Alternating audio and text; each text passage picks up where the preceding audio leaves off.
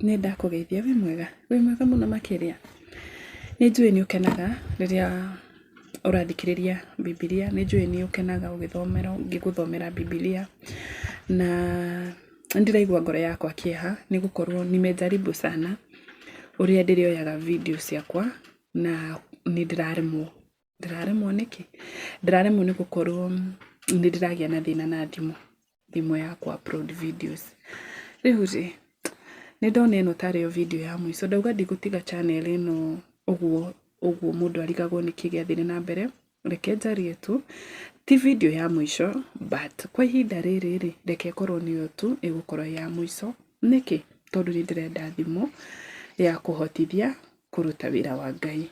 Na riu ungikorwo wi hau na ni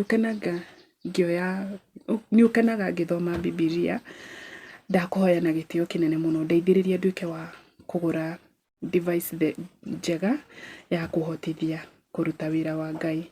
Again, ndire YouTube ni undu wa viewers kana subscribers kana anything. Ni ndi haha guthoma kiugo kia Ngai. Na riu ni ngenaga muno tondu Ngai ni ahete community, akahe family, akahe andu tu marathikiriria. Ngagucokeria ngatho. Niwe umenyete Biblia kuhetukira nie thengio muno. Niwe umenyete Gikuyu kuhetukira nie thengio muno. Aki, thank you so much.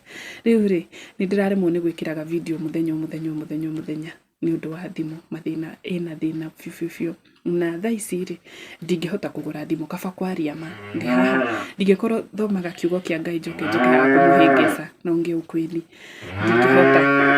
ndingihota ni gukorwo hena maundu mandindikite. As you can see, ndire gwakwa guku ndi ni murona ti kuria njoyagira video, na gitumi ndi guku ni undu wa my son. Na riu again ni gathabari ka mwana wakwa ni ndikaritie muno thiini wa channel ino. So haha naho ndi thiini wa muci uyu nigetha tugerie gwetha solution. So koguo kwa ihinda riri ndingihota kugura, tikuga ndingihota, tikuga ndingi afford, no kwina maundu mandisukumite piu. Nikio ndirakuhoya na gitio. Ungikorwo wi hau na no wende kundeithiriria njoke online, Ngai akurathime. Nie nderutire kugura Biblia. Ino ni Biblia imwe ya Gikuyu. Ni thomaga mandiko mundu, ino ni Bible study, ino ni Biblia ingi. Ni nyandikaga note. Ibuku riri rihurite note.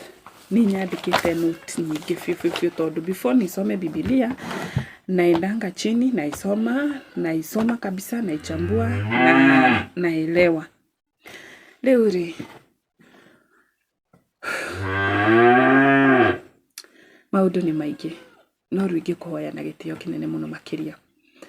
Uthii na mbere na guthoma kiugo kia Ngai, uthii na mbere na kuhoya, na Ngai ni egugutongoria haria hothe uri koragwo ri.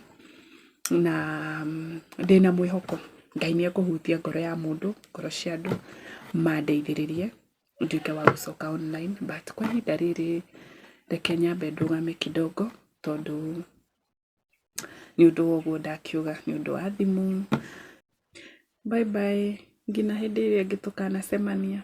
Ngai akuhotithia uhote kurugama nani ngure thimu ingi njeru. Ngai akurathime makiria.